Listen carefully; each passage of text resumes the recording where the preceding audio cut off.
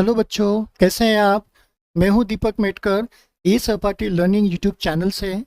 आज हम क्लास 8 का साइंस सब्जेक्ट्स का chapter number 1 the crop production and management, इस चैप्टर को रीड करने वाले हैं और इसे समझने वाले हैं।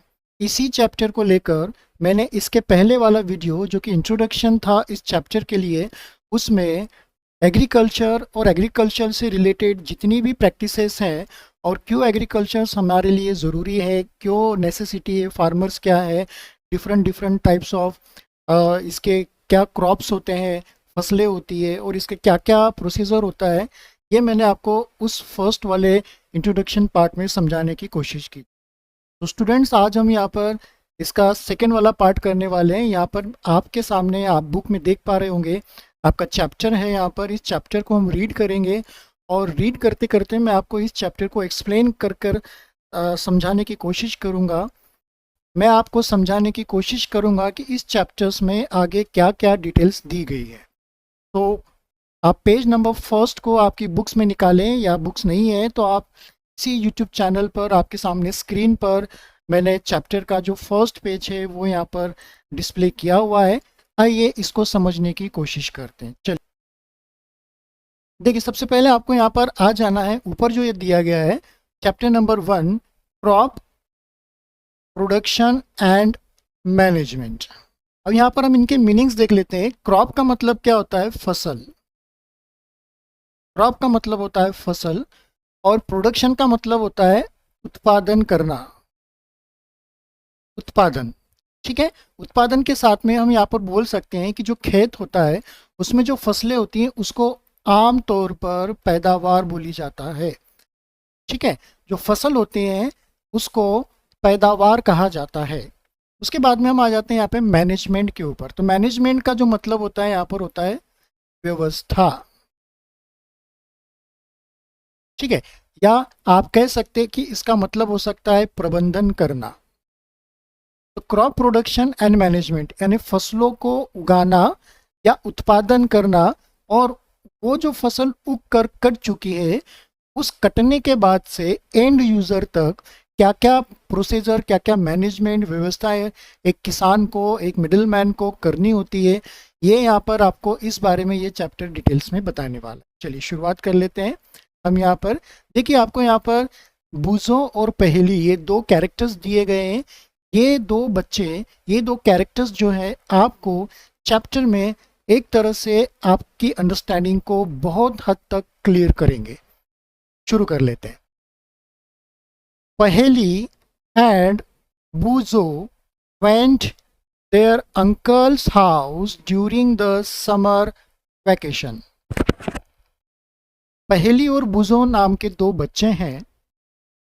वे गर्मियों की छुट्टी में अपने अंकल्स, उनके घर में छुट्टियां बिताने, छुट्टियों पर वे लोग गए।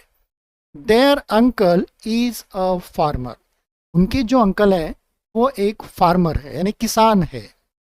One day they saw some tools like khurpi, sickles, shovel, plough etcetera. एक दिन उन्होंने वहां पर, उनके अंकल के घर पर कुछ टूल्स यानी कुछ औजार देखे। वे क्या थे? खुरपी, सीकल्स। सीकल्स को हम हिंदी भाषा में दराती या हसिया भी बोलते हैं। शॉवेल, शॉवेल का जो मतलब होता है, इसका मतलब फावड़ा, मिट्टी को समेटने वाला। प्लॉ, प्लॉ का मतलब हम यहाँ पर बोल सकते हैं कि हल, इत्यादि, ईटीसी यानी इत्यादि। तो उन्होंने क्या चीजें देखी अंकल के घर पे? एक दिन खुरपी देखी, सीकल देखा, शॉवेल देखा और प्लाव देखा। इन द फील्ड,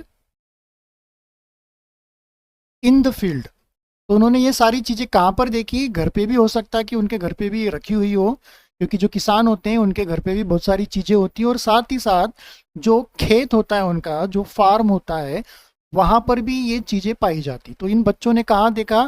फील्ड में देखा, यानी खेत में देखा। ठीक है, अब यहाँ पे देखो, बुजो नाम का लड़का है, वो कुछ, उसका जो पिक्चर है उसको देख पा रहे होंगे, तो उसने कुछ, वो सोच रहा है, ऐसा लग रहा है कि वो कुछ सोच रहा है।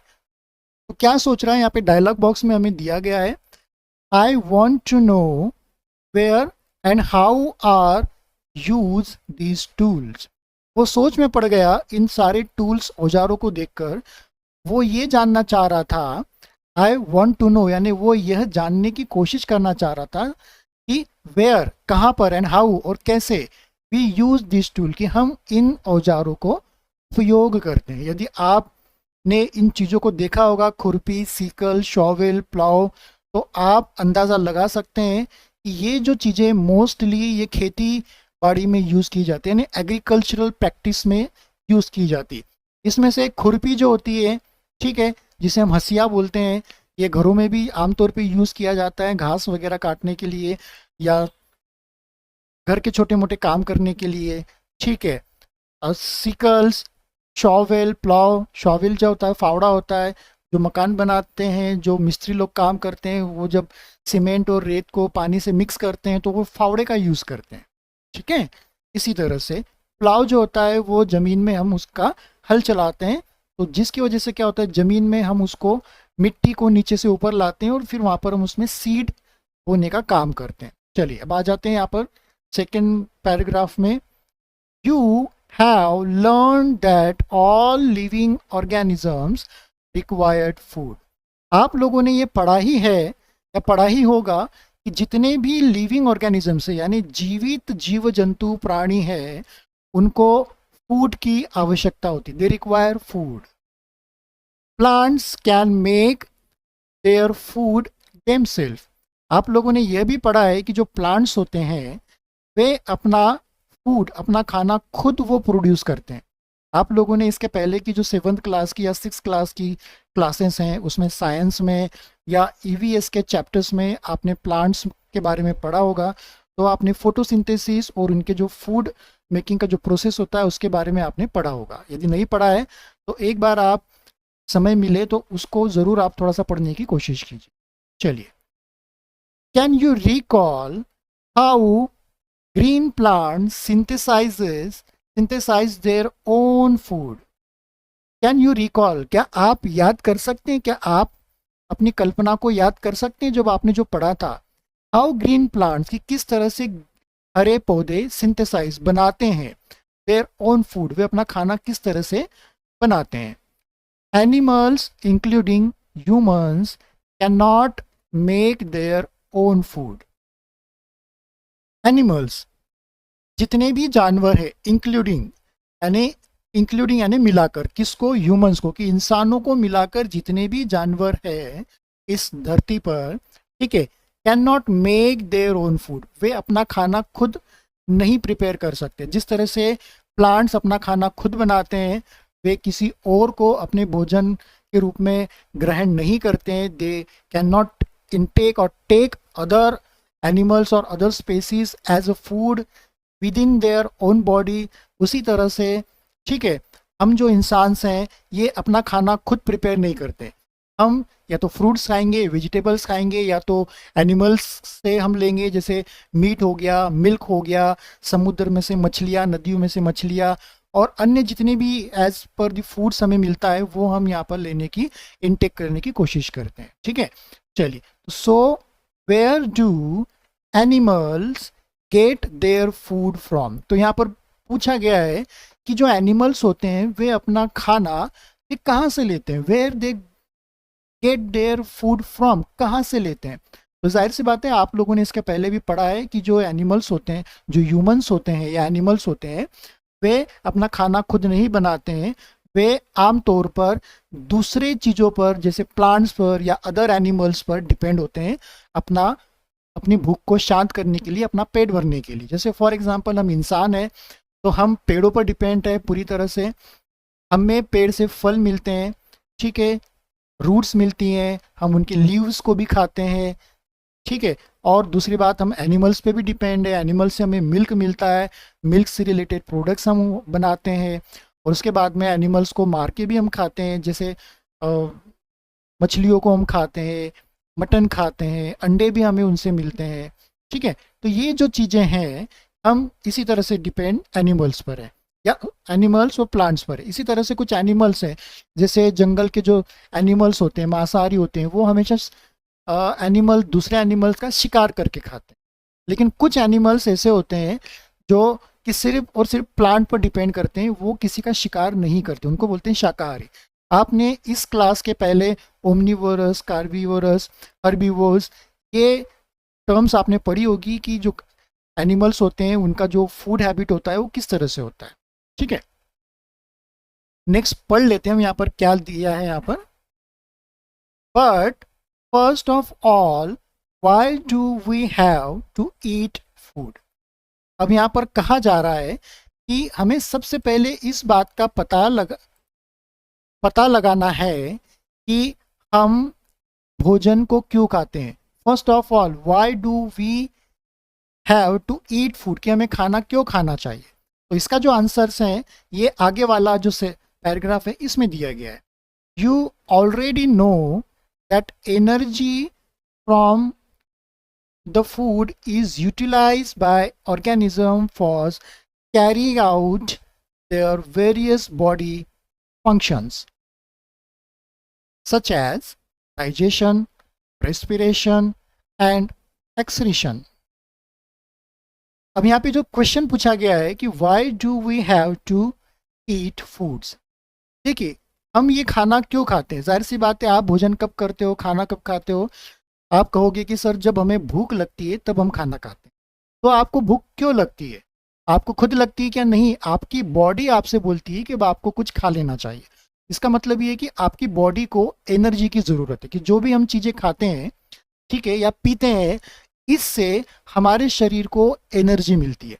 और ये एनर्जी जो होती है हमारे शरीर के अलग अलग जो फंक्शंस होते हैं, काम होते हैं, जो शरीर खुद का जो कार्य करता है, जैसे ग्रोथ हो गया, ठीक है, हीलिंग हो गया, प्रोटेक्शन हो गया, ठीक है, और दूसरी तरीका जो मैनेजमेंट हो गया। जैसे फॉर एग्जांपल यहाँ पे कुछ आपके बॉडी के फंक्शंस दिए, डाइजेशन यानी खाने को पाचन तंत्र या पचाना हो गया, रेस्पिरेशन यानी आप जो सांसें लेते हैं वो सांस लेने के लिए, ठीक है, एक्सक्रीशन जो आपके शरीर में जो अनवांटेड वेस्ट कलेक्ट हुआ है उसको बाहर निकालने के लिए, और ऐसे कई सारे अनगिनत जो फंक्शंस हैं उनको पूरा करने के लिए। फॉर एग्जांपल आप जो आंखें पलक झपकाते हैं ये भी बॉडी का एक फंक्शंस है, ठीक है, आपका जो ब्रेन है, ब्लड सर्कुलेशन है, ओके, यहाँ तक कि आपका जो हार्ट है ये पंपिंग करता है, हृदय धड़कता है, ये भी बॉडी का एक फंक्शंस है, ठीक है। तो ऐसे कई सारे अलग अलग फंक्शंस हैं, आपने लास्ट वाले इसके पहले 7th क्लास में आपने पढ़े होंगे, और यदि नहीं भी पढ़े होंगे या आपको यदि रिकॉल नहीं होगा तो इस क्लास में आप और भी आगे कुछ बॉडी के अलग अलग फंक्शंस को यहाँ पर आप समझने वाले। चलिए, तो समझ में आ गया होगा आपको कि why do we have to eat food. यदि हमें भोजन नहीं मिलेगा तो हम कमज़ोर हो जाएंगे, हम बीमार पड़ जाएंगे, तो हमारा जो बॉडी का जो फंक्शनिंग है, ठीक है, उस पर असर पड़ेगा। उस पर असर पड़ेगा तो हमारा बॉडी प्रॉपर रिस्पॉन्स नहीं करेगा, हम बीमार हो जाएंगे, हमें चक्कर आ जाएगा, हम कमज़ोर पड़ जाएंगे, हम धीरे धीरे बीमार की ओर जाएंगे। और यदि हमने काफ़ी लंबे समय तक हमने भोजन पानी ग्रहण नहीं किया, नहीं लिया, तो अल्टीमेटली इंसान की लाइफ के ऊपर भी डेंजर यहाँ पे बनकर आ जाता है, उसकी जान को भी धोखा हो सकता है, ठीक है। तो जब भी आपको यहाँ पर लगे कि हमें भूख लगी तो आपको भोजन करना चाहिए, कुछ खा लेना चाहिए, लेकिन मेक श्योर कि आपको ओवर ईटिंग, ज़रूरत से ज़्यादा नहीं खाना चाहिए, और सिर्फ वही चीज़ें खानी चाहिए जो आपके लिए हेल्दी हो। फास्ट फूड, पिज़्ज़ा, बर्गर्स वगैरह कोशिश करें कि आप इनको ज़्यादा से ज़्यादा ना खाएं, फ्रिक्वेंटली ना खाएं, कभी कभार आप खाएं, ठीक है। जो मार्केट में जो चीज़ें मिलती हैं वो भी आप कोशिश करें कि ना खाएं, क्योंकि वो अनहेल्दी होती है। आपके घर पे बनी वाली चीज़ें वही आप खाएं, क्योंकि वो प्रॉपर हाइजीन प्रोसेस से, ठीक तरीके से और अच्छे से कुक की हुई होती है। साथ ही साथ एक चीज़ और मैं आपको यहाँ पर बता दूं बच्चों, कि आप बासा भोजन नहीं करेंगे। बासा भोजन यानी लेफ्ट ओवर, कि जो ताज़ा नहीं बना है, जो काफ़ी समय पहले से 1 दिन 2 दिन या उसके पहले से बन के रखा है, ठीक है। जैसे रोटियां हो गई तो वो आप ताज़ी खाइए, सब्जियां आप ताज़ी खाइए, चावल आप ताज़ा खाइए बना हुआ, ठीक है। ऐसे कई सारे फूड्स हैं जो आपको ताज़े खाने चाहिए। चलिए नेक्स्ट हम पढ़ लेते हैं। We get our food from plants और एनिमल्स और बोथ। हम जो है अपना खाना यानी फूड प्लांट्स, एनिमल्स और या दोनों से लेते हैं। अभी मैंने आपको थोड़ी देर पहले ही बताया था कि हम जो है अपना जो भोजन है प्लांट और एनिमल्स या दोनों से लेते हैं। प्लांट से हम क्या लेते हैं, फ्रूट्स लेते हैं, अनाज लेते हैं, ठीक है, फल लेते हैं हम उनसे, पत्तियां हम उनकी खाते हैं, उनकी जड़ों को खाते हैं, ठीक है। एनिमल से हमें क्या क्या मिलते हैं, अंडे मिलते हैं, उनका दूध हम यूज़ करते हैं, ठीक है। और जो एनिमल्स होते हैं जिनको हम मारकर खा सकते हैं, जैसे जो नॉनवेज वाले होते हैं वो मीट, मांस, मटन, मछली ये खाते हैं, या दोनों से, ठीक है। जो शाकाहारी होगा वो सिर्फ प्लांट से ही अपना भोजन प्राप्त करेगा, ठीक है, या जो शाकाहारी होगा, जो मांसाहारी होगा, वो दोनों से ले सकता है, ठीक है। नॉन वेज और वेज जो पीपल्स होते हैं वो ये करते हैं। अब यहाँ पर देखो, यहाँ पर भी एक ये फिर से आ गए हैं बुजो, कुछ सोच रहे हैं, क्या सोच रहे हैं, डायलॉग्स बॉक्स में यहाँ पे दिया गया है।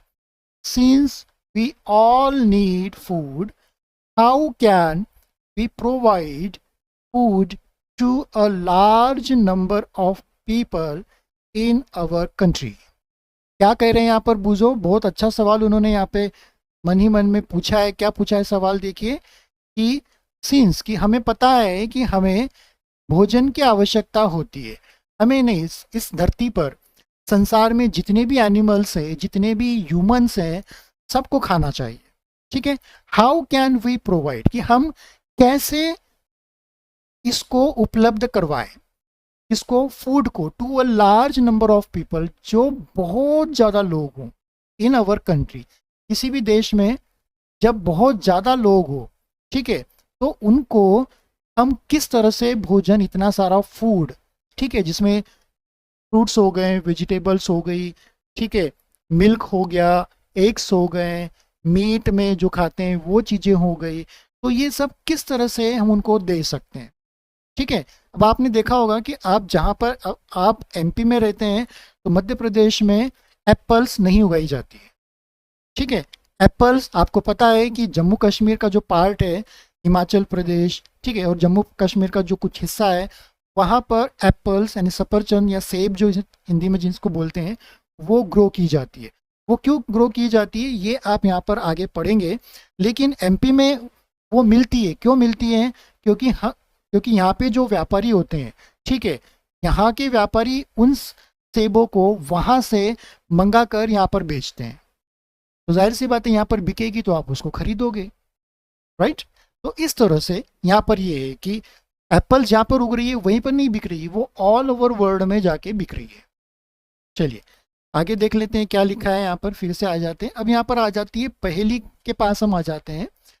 पहेली क्या कहना चाह रही है, डायलॉग्स बॉक्स में यहाँ पे लिखा हुआ है, food has to be produced on large scale. बुजो ने शायद पहेली से सवाल किया होगा कि हम किसी देश में या हमारे देश में इतनी वास्ट पॉपुलेशन को खाना कैसे पहुंचाएं। तो यहाँ पर पहेली आंसर कर रही है कि food has to be produce, कि हमें खाना तैयार करना होगा, यानी उसका निर्माण करना होगा, उसको उगाना होगा ऑन लार्ज स्केल। कैसे लार्ज स्केल, यानी काफ़ी ज़्यादा बड़ी मात्रा में। फॉर एग्जाम्पल, आप आपके घर में रहते हैं, आपके घर में मान के चलिए कि आप 5 लोग हैं, आपके 2 कजिन ब्रदर्स सिस्टर्स, इनको मिला के आपके मदर और फादर को मिला के 5 लोग हैं, तो आपकी मम्मी आप 5 लोगों के लिए खाना बनाती है। इन केस में यदि आपके घर में कोई मेहमान आ जाए, ठीक है, और मेहमान यदि आ गए तो आपके घर पे खाने वालों की संख्या बढ़ गई, मान के चलिए कि 10 से 12 हो गई, तो आपकी मम्मी को क्या करना पड़ेगा कि भोजन ज़्यादा पकाना पड़ेगा, क्योंकि आपका तो जितना लगेगा उतना रहेगा, साथ में एक्स्ट्रा जो पर्सन बढ़े हैं उनके लिए भी, ठीक है। तो जितने ज़्यादा मेंबर्स बढ़ेंगे उतना भोजन आपकी मम्मी या आपके घर वाले प्रिपेयर करेंगे। एक एग्जाम्पल हो गया। सेकेंड एग्जाम्पल्स हम ये देखते हैं कि मान के चलिए कि आपके घर में कोई फंक्शंस होने वाला है, बर्थडे पार्टी है या कि मैरिज है, तो आप लोग पहले से ही एक बजट और एक एस्टिमेट बनाकर चलते हैं कि इस पार्टी में 50 लोग आएंगे, या इस मैरिज का जो फंक्शन हम यहाँ पर कर रहे हैं इसमें जो टोटल पीपल्स होंगे वो 300, 400, 500 या 1000 के समथिंग होंगे। तो इतने सारे लोगों के लिए जब आप ये प्लानिंग करके चलते हैं तो आप फिर क्या करते हैं कि उतना फूड बाजार से खरीद कर लाते हैं, मैनेजमेंट में आप करवाते हैं, उसको प्रिपेयर करवाते हैं, और आप उन लोगों को उस समय के लिए वो भोजन अवेलेबल करवाते हैं, ठीक है। तो आप यदि ऐसा नहीं करवा पाओगे तो क्या आप आपके घर में प्रॉपर वे में खाना खा पाएंगे? 5 लोगों का जो भोजन है वो यदि आप 10 लोग मिलकर खाओगे तो आप सबके सब आधे पेट भूखे रहेंगे, यानी आपकी भूख अधूरी रही, आपने भरपेट खाना नहीं खाया। इसी तरह से मैरिज के फंक्शन में या बर्थडे पार्टी में भी, आप बर्थडे पार्टी में जनरली भोजन वगैरह नहीं होता है, नाश्ता वगैरह देकर चले जाते हैं, बट जो शादी का जो कार्यक्रम होता है अक्सर हम लोग इंडियंस में उसमें हम लोग भोजन भी देते हैं, सुबह का भी शाम का भी, जितने भी पीपल्स होते हैं जिस हिसाब से वो ठहरते हैं या आते हैं उस समय पे उनको देते हैं। यदि वो अवेलेबल नहीं करवाएंगे तो जाहिर सी बात है कि वो भी भूखे रहेंगे, वो प्रॉपर तरीके से उनकी भूख शांत नहीं होगी, तो इस वजह से वो भी एक तरह से जो है अच्छा नहीं रहेगा। तो इसलिए हम पहले से ही तैयारियां यानी मैनेजमेंट करके चलते हैं कि हम एटलीस्ट प्रॉपर वे में भोजन अवेलेबल करवा पाएँ। तो इसी तरह से कि जो हमारी जो कंट्री है, हमारा इंडिया है, इसमें इतना सारा जो पॉपुलेशंस है उसके लिए भी लार्ज स्केल पर हमें खाना, चाहे वो प्लांट से रिसीव हुआ हो, ठीक है, या एनिमल से हो या दोनों से हो, तो उसको हमें प्रोड्यूस करना होता है। तो ये प्रोड्यूस कौन करता है? किसान करते हैं। चलिए नेक्स्ट पढ़ लेते हैं। In order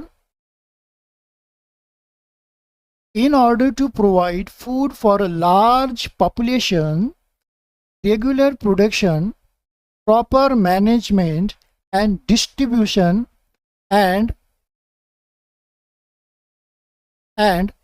distribution is required. अब यहाँ पर एक चीज काफी आई है कि जब आप बहुत ज़्यादा बड़ी संख्या में पॉपुलेशन पर, लोगों की जनसंख्या के लिए जब आप ये सुनिश्चित करते हैं कि ये भोजन सबके पास जाए और सबके लिए यहाँ पर रहे, तो आपको कुछ मैनेजमेंट करना होता है। क्या मैनेजमेंट करना होता है यहाँ पर? रेगुलर प्रोडक्शन, कि वो जो भोजन है जो हम यहाँ पर लोगों के लिए आवश्यक है, वो भोजन का रेगुलर प्रोडक्शन हो, यानी उसका जो निर्माण है वो रेगुलर हो, वो बाधित ना हो, वो कभी बंद ना हो। प्रॉपर मैनेजमेंट, और जो मैनेजमेंट है वो मैनेजमेंट उस बने वाले भोजन को प्रॉपर तरीके से स्टोर करके और हर एक इंसान तक डिलीवर कर पाए, पहुंचा पाए, ये भी मैनेजमेंट को देखना होता है। एंड डिस्ट्रीब्यूशन यानी हर एक इंसान के पास वो समान मात्रा में जाए, उसको जितनी आवश्यकता है उतना उसको एटलीस्ट मिले। ऐसा नहीं है कि वो थोड़े से लोगों को मिल जाए और बाकी के लोग ऐसे ही बैठ जाए।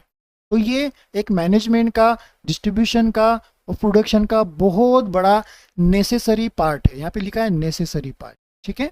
चलिए, आशा करता हूँ अभी तक आपने पूरा समझ लिया होगा। तो बच्चों, अब हम यहाँ पर 1.1 एग्रीकल्चरल प्रैक्टिसेस को अब यहाँ पर हम पढ़ेंगे और इसको देखेंगे। देखिए यहाँ पे एक आपको दिया है, यहाँ पे पैराग्राफ क्या दिया है इसमें कलरफुल वाले बॉक्स में। Till 10,000 BCE people were nomadic. They were wandering in groups from place to place in search of food and shelter. They ate raw fruits and vegetables and started hunting animals for food. Later, they could cultivate land and produce rice, wheat, and other food crops. Thus was born agriculture. यहाँ पर आपको ये बताया गया है कि जो agriculture है, जो खेती है, वो असल में धरती पर कब शुरू हुई?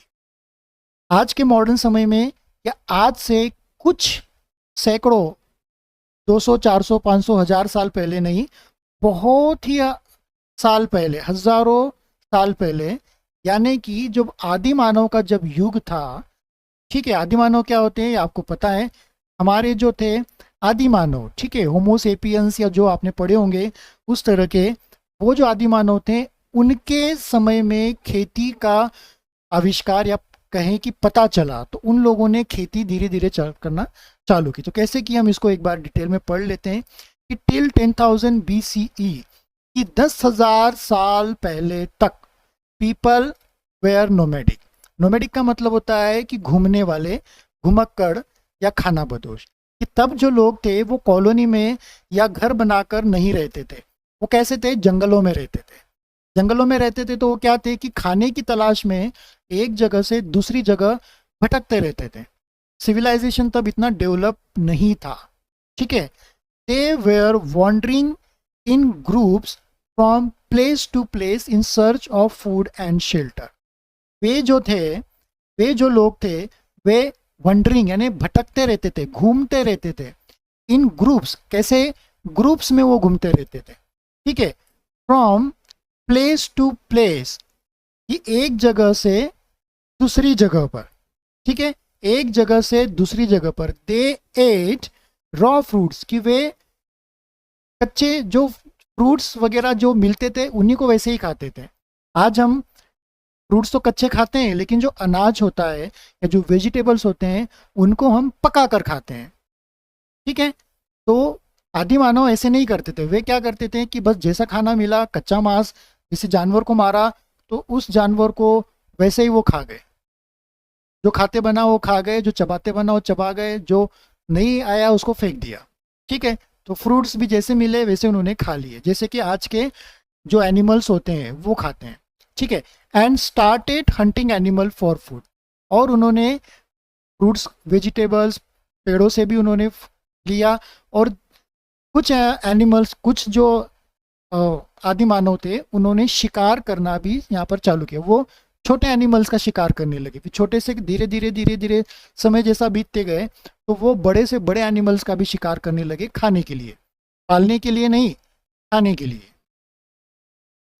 लेटर, बाद में, दे कुड कल्टिवेट लैंड, बाद में, तो यहाँ पर बाद में क्या, 10,000 साल पहले तक का ये जीवन उन्होंने यहाँ पे बताया। उसके पहले से ही जीवन था धरती पर, लेकिन 10,000 साल तक का यहाँ पर ये बता रहे हैं कि बाद में, लेटर, कि हो सकता है कि कुछ सैकड़ों सालों के बाद में दे कुड कल्टिवेट लैंड, कि वे अब जमीन में जुताई करके पौधे उगाने उन्होंने शुरू कर दिए। एंड प्रोड्यूस राइस, और उन्होंने यहाँ पर चावल को उगाया। साथ में साथ किसको उगाया, वीट को, गेहूं को। एंड अदर फूड क्रॉप्स, और दूसरे जो खाने के लिए जो पौधे होते हैं जिनसे हमें फूड मिलता है उनको वो उगाने लगे। थर्स was born agriculture.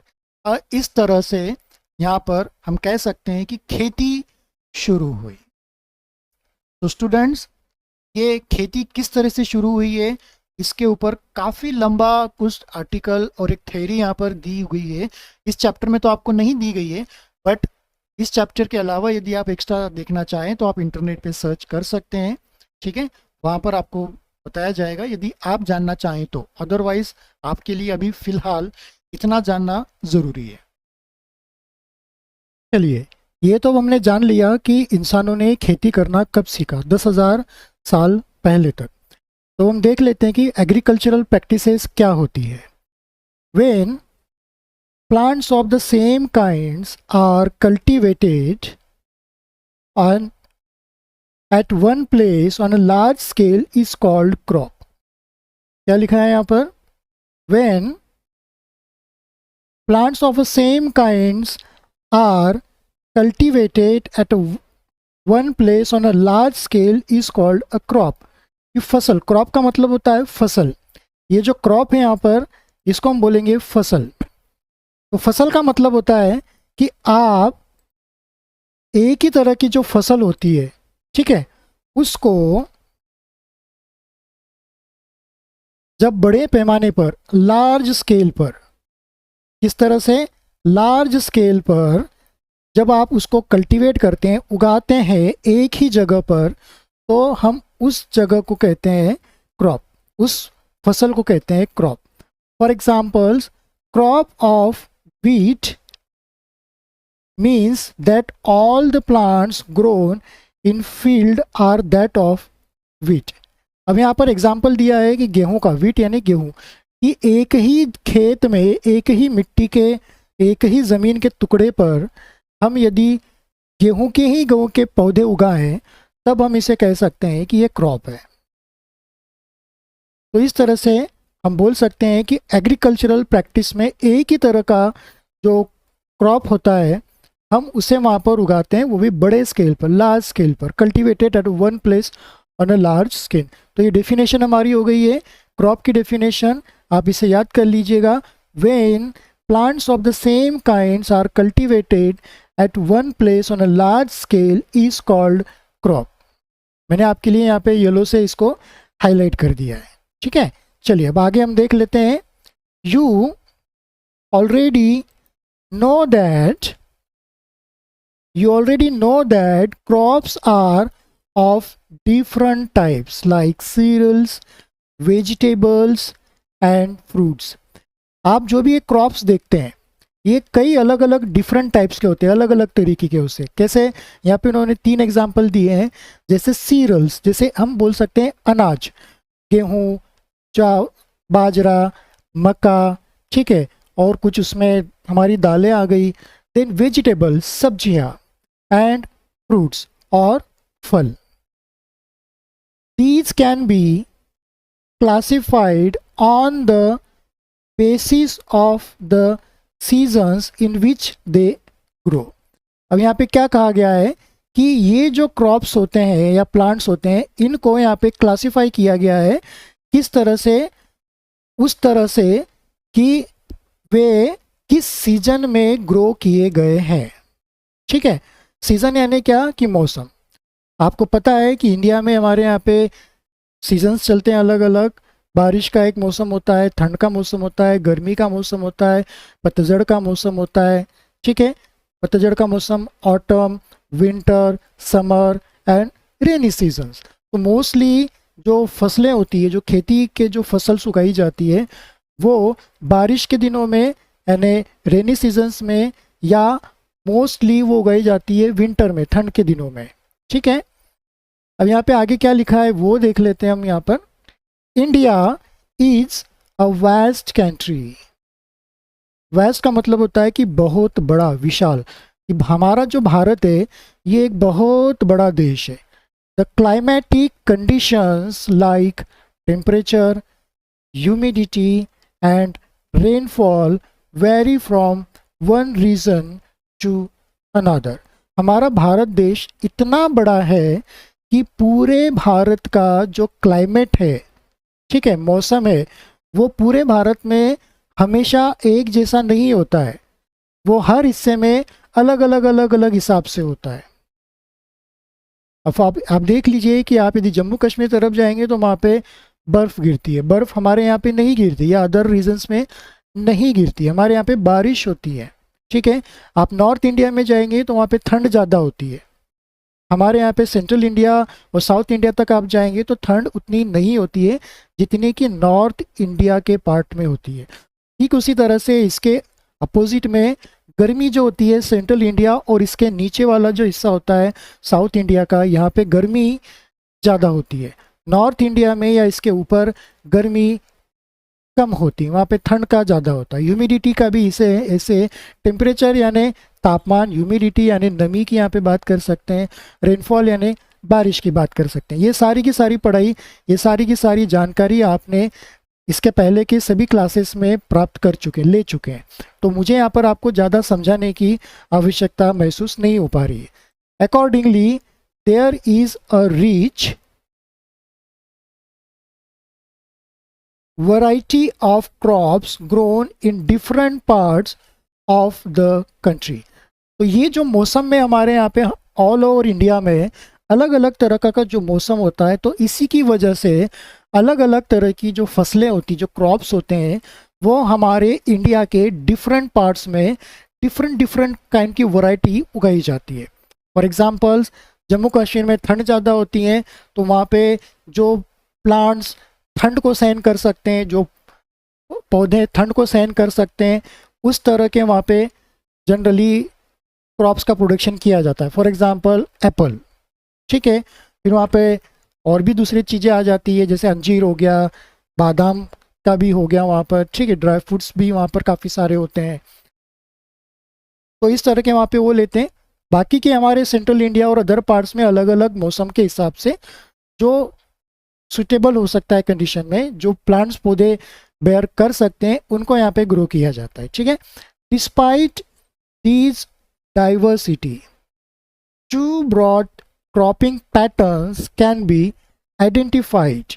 These are despite this diversity. Diversity यानी क्या? विविधता, अनेकता. Two broad cropping, दो तरह के यहाँ पर broad cropping patterns can be identified. They are, वे क्या है यहाँ पर? फर्स्ट है यहाँ पर खरीफ क्रॉप एंड सेकेंड है यहाँ पर रबी क्रॉप्स. तो दो तरह के हमने यहाँ पे पैटर्न्स देखे, एक तो खरीफ और एक रबी हम यहाँ पर देखने वाले हैं. चलिए इनको हम डिटेल से जान लेते हैं कि खरीफ क्रॉप्स क्या होते हैं. अब यहाँ पे आ जाते हैं. Kharif crops which are sown in rainy seasons are called kharif crops.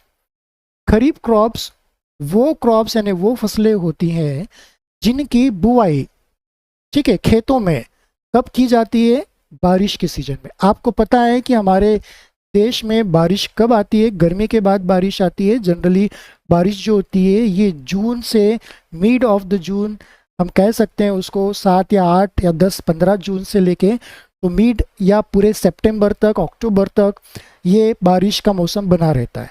तो इन 3 महीने में या 2.5 महीने में जो है 3 साढ़े 3 2.5 महीने में जितनी अलग अलग हिस्सों में जहाँ पे भी बारिश की संभावना बनती है, बारिश होती है, कम हो ज़्यादा हो, तो वहाँ पर उस हिसाब से की जाती है खेती.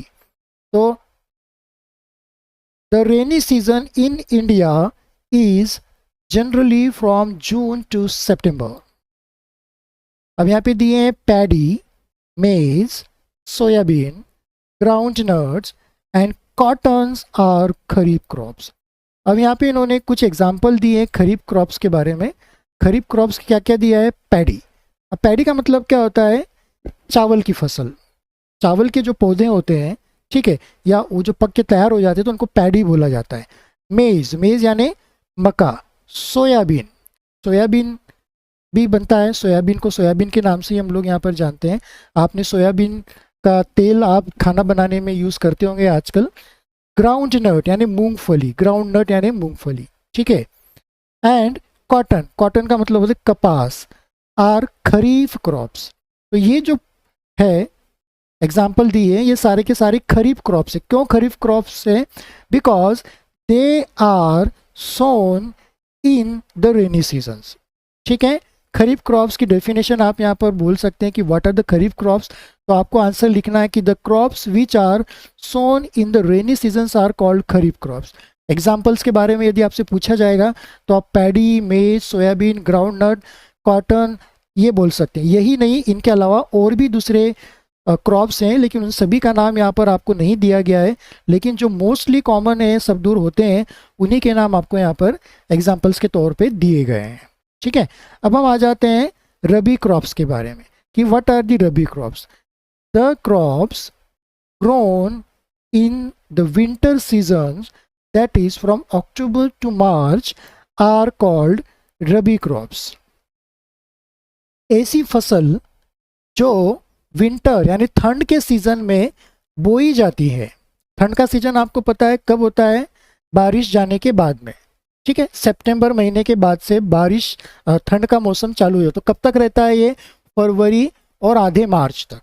तो अक्टूबर से लेके तो मार्च तक जो होता है ठंड का सीजन हमारे इंडिया में, ऑल ओवर इंडिया में एक तरह से कहा जाए तो ये रहता है. कम ज़्यादा उसका असर होता है, बट हम इसे ठंड का सीजन कह सकते हैं. ठीक है.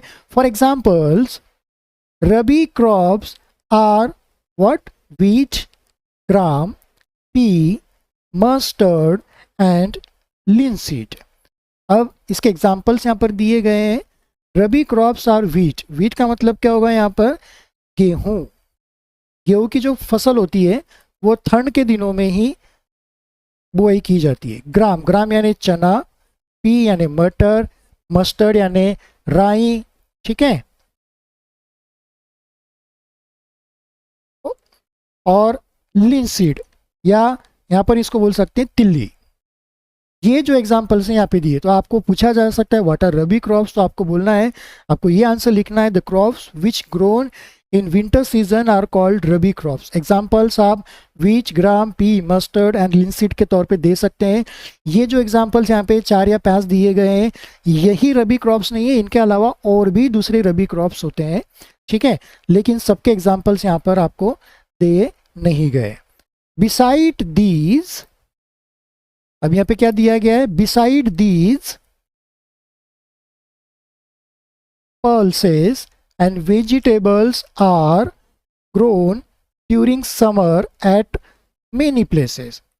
देखिए अब यहाँ पर आपको क्या क्या चीज़ें दी गई हैं. एक तो रेनी सीजन में आपकी फसल एक उगाई जाती है जिसको खरीफ बोलते हैं, और उसके बाद आती है ठंड के दिनों में. अब हमें पता है कि इंडिया में 4 तरह के आमतौर पे मौसम पाए जाते हैं, बारिश और ठंड के अलावा एक और मौसम होता है गर्मी का, ठीक है, जिसे हम बोलते हैं समर सीजन. तो समर सीजन में ऑल ओवर इंडिया में कहीं कहीं किस किस हिस्से में, ठीक है, पल्सेस यानी दाल, कौन कौन सी दाल होती है, चना दाल, तो हमने अभी देखा चना तो ऊपर ही हो गया, तो मूंग की दाल, मसूर की दाल, ठीक है, और जितनी भी अलग अलग प्रकार की दाल होती, तुअर दाल होती है, ठीक है, और वेजिटेबल्स, अलग अलग प्रकार की सब्जियां, ये गर्मी के दिनों में भी इसकी फसल उगाई जाती है ऑल ओवर इंडिया में, ठीक है. चलिए, तो ये हो गया यहाँ पर. अब ये जो है आपको खरीफ क्रॉप्स, रबी क्रॉप्स, ये विंटर सीजन, रेनी सीजन्स और समर सीजन में आपको हो सकता कि शॉर्ट नोट आपको आ जाए, तो आप ये पूरा का पूरा इस तरह से आप उसमें लिख सकते हैं कि what are the crops and in which seasons they are grown, classify और write short notes on crop grown in different seasons. तो आप इस पे इस तरह से आप आंसर लिख सकते हैं. चलिए अब आगे का देख लेते हैं क्या दिया है यहाँ पर. Basic practices of crop production. अब ये क्या होता है, क्रॉप प्रोडक्शन यानी खेती, जो खेत होता है उसमें जो प्रोडक्शन लिया जाता है, जो उगाया जाता है अनाज, उसमें बेसिक, बेसिक का मतलब क्या होता है कि मुख्य रूप से या आमतौर पे प्राइमरी, ठीक है, प्रैक्टिसेस यानी कि वहाँ पे क्या ऐसी तैयारियां की जाती है क्रॉप्स को ग्रो करने के पहले, वो कौन कौन सी होती है, इसके बारे में अपन यहाँ पर देखेंगे. अब यहाँ पर हमारे साथ में दोनों आ गए हैं, बूजो एंड पहेली. तो बूजो क्या सोच रहा है, डायलॉग्स बॉक्स में यहाँ पे दिया है, why paddy can not be grown in a winter season. देखिए बूजो क्या सवाल पूछ रहा है कि पैडी, पैडी यानी क्या होता है, हमें पता है कि पैडी जो होता है ये कौन सा होता है, रबी क्रॉप होता है, जो कि सॉरी पैडी जो होता है ये जो होता है खरीफ क्रॉप्स होता है, जो कि बारिश के दिनों में यहाँ पे उगाया जाता है. तो यहाँ पे बूजो जो पूछ रहा है कि why paddy can not be grown in winter season, कि ठंड के दिनों में ये पैडी को हम क्यों नहीं ग्रो कर सकते हैं, ठीक है, ये इसने क्वेश्चन पूछा है. इसका आंसर अभी हम फाइंड आउट करते हैं. यहाँ पे अब पहली है वो कुछ यहाँ पे इसका आंसर देने की कोशिश कर रही है. डायलॉग्स बॉक्स में उसका आंसर लिखा है, paddy requires a lot of water, therefore it is grown only in rainy seasons. पहले ने इसका जवाब दिया है बूजो को कि पैडी जो होता है उसको बहुत सारा पानी लगता है ग्रो करने के लिए, इसलिए वो सिर्फ रेनी सीजन में उगाया जाता है. देखिए यहाँ पे हमें एक चीज़ और पता चली है कि ये जो होते हैं जितने भी प्लांट, ये है paddy, maize, soybean, groundnut, cotton, ये जो होते हैं ये इनको पानी ज़्यादा लगता है, ठीक है, पानी इनको ज़्यादा चाहिए रहती, नमी चाहिए रहती है, इसीलिए ये बारिश के समय पे रेनी सीजन्स में इनको ग्रो किया जाता है. ये फसलें हम ठंड के दिनों में नहीं ले सकते. यदि इनको ठंड के दिनों में, विंटर सीजन में यदि हम इसको ग्रो करने की कोशिश करेंगे तो ये थोड़ा बहुत ही इसका प्रोडक्शन हो सकता है, बहुत ज़्यादा मात्रा में इसका नहीं हो सकता. तो इसका प्रॉपर वे में कम समय में ज़्यादा से ज़्यादा इसका बेनिफिट या इसका ज़्यादा प्रोडक्शन हो सके तो उसको उसी समय पे, उसी सीज़न में उसको ग्रो करना चाहिए. ठीक इसी तरह से जो रबी क्रॉप्स हैं जो कि विंटर सीजन में उगाए जाते हैं उनको हम रेनी सीजन्स में नहीं ले सकते हैं, क्योंकि इनको पानी कम लगता है, नमी कम चाहिए, इनको टेम्परेचर भी कम चाहिए. ठीक है, इनको यदि हम रेनी सीजन में ग्रो करने की कोशिश करेंगे तो इससे प्लांट्स ग्रो नहीं करेंगे, या तो वो मर जाएंगे, या तो बहुत कम ग्रो करेगा, या तो वो उस प्रकार से हेल्दी प्रोडक्ट नहीं हमें देगा जिस तरह से हमें इसकी रिक्वायरमेंट होती है. ठीक है, चलिए आगे हम देख लेते हैं आगे क्या यहाँ पर लिखा है. Cultivation of crops involve several activities undertaken by farmers over a period of time. You may find that these activities are similar to those carried out by a gardener or even by you when you grow ornamental plants in your house.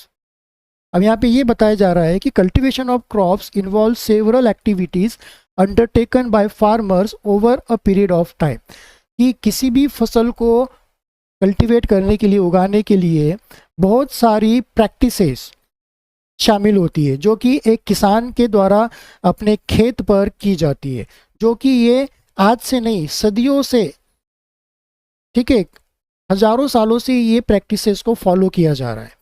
आज का modern ज़माना है, तो आज modern ज़माने में नए tools, technology आ चुकी हैं, तो काफ़ी हद तक किसानों का काम और आसान हो चुका है। जल्दी से बुआई हो जाती है, सीडिंग हो जाती है, इरिगेशंस हो जाता है, पानी दिया जाता है, ठीक है। पहले के ज़माने में इतना सब कुछ नहीं था, सब कुछ मैनुअली हाथों से ही करना होता था।